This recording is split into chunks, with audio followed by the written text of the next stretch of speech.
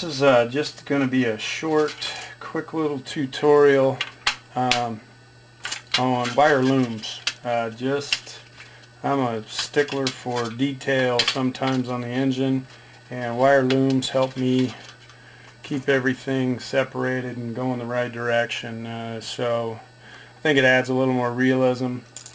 So just a quick tutorial on the wire looms is I take a piece of aluminum can, whatever, I mean you can use pop cans, different colors, that's the nice thing about it.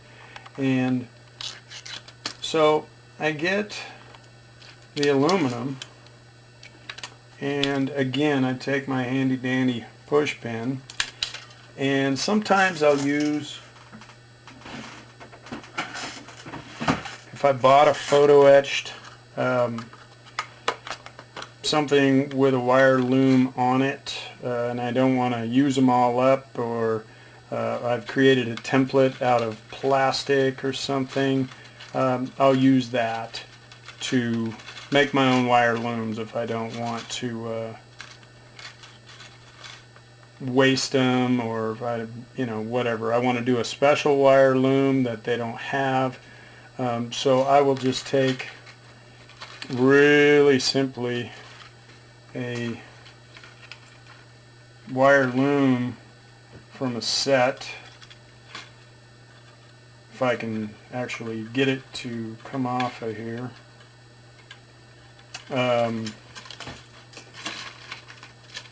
So I have a wire loom carburetor kit right here that I haven't used yet. Sometimes they come with the wire looms on them, and you, like up here, if I wanted to do wire looms, you can see that they're up there.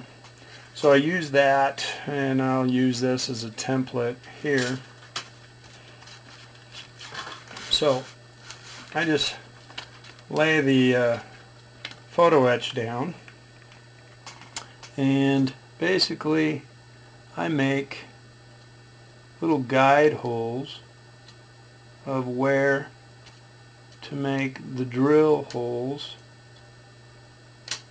So I've popped 4 little indents on this piece. I don't know if you can see it with the glare, but right here it's 4 little indents. Well, I'm going to take my pin vise and just gently drill down. So I'm using the same size drill bit as I would if I were drilling through valve covers or through the heads on a model. So since it's metal, you're going to take your time, don't break the drill bit, but it goes through, okay? And so really simple, you just follow the little indents you made on this, and you just drill it out. And the cool thing is, you screw it up, you've got a whole bunch of metal. I know I've got a whole garbage can full of metal.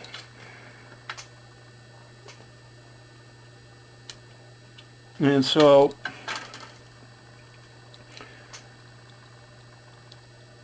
it seems kind of tedious, time consuming, but if you're into scratch building your own pieces, you can do a lot of different things with the wire looms. I mean, they just don't have to be the 4-hole. They can have a post or a bracket that glues to your engine to hold the wires off the engine, doing a custom engine, something like that. But once you get the 4 holes drilled here,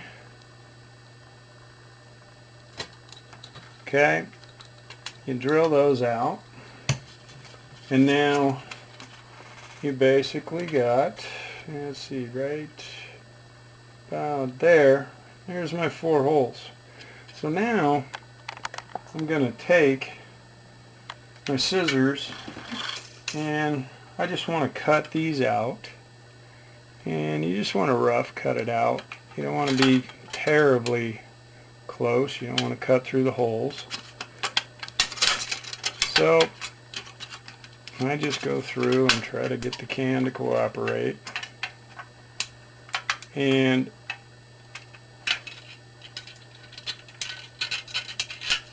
here's my rough cut piece. Well, that's kind of hard, and for these big old clubs here, it's kind of difficult for me to hang on to.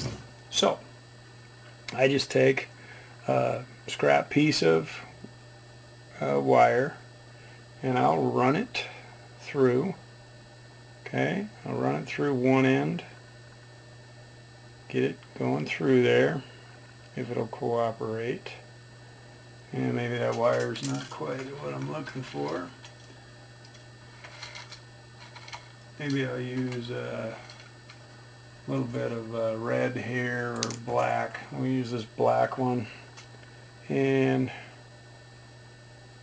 so I run it through one side, and then I'll hook it around and try to run it through the other side here. If my eyes will work. Okay, so here's how I hold the piece in order to shape it. Is I just get a piece of plug wire, and ta-da, I've got this. Well, in this aluminum, you'd think, well, I can go back with the scissors, and now that I can hold it, I can start shaping this the way I want it with the scissors, and just make sure you don't cut through it. But I can start shaping this and getting this down to the size I want. And after you get it kind of roughed in, the really cool thing is it's aluminum. So I can take a file sanding stick here, and I can just start shaping it, rounding the corners, and by having this wire, it makes it a whole heck of a lot easier to hold and sand all the way around. And you'd think, well, the sanding stick's not going to do much, but it takes it down pretty quickly to where you're not trying to hold these little pieces together, and you're sanding them down.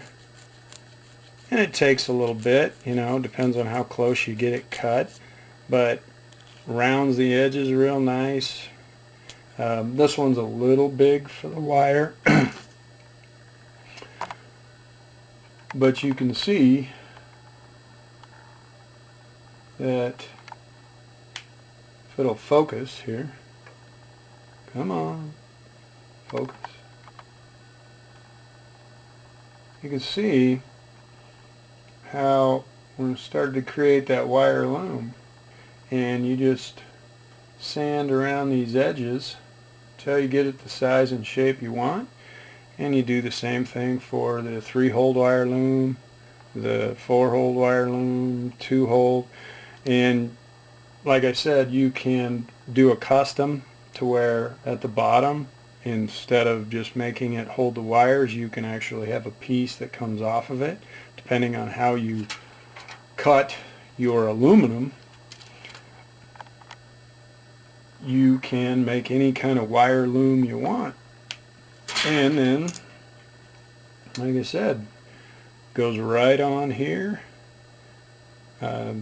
You can't quite see, but you can see the wire looms on this piece, how it holds all 4, and you just sand it down until you get it where you want it.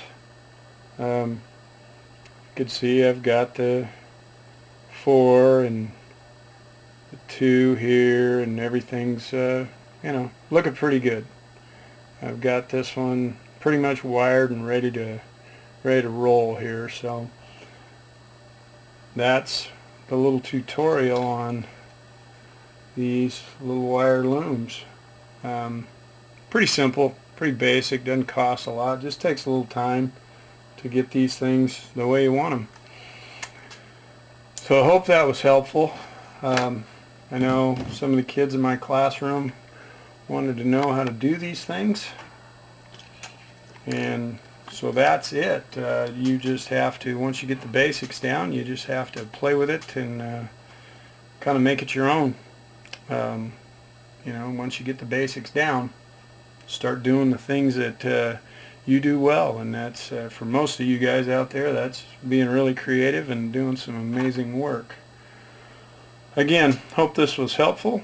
If you have any questions, comments, anything, don't hesitate to contact me. I do try to check it every chance I get, and so take it easy, have a good one, keep building, and love this community that's really taken off, and so keep up the good work, guys. Have a good one.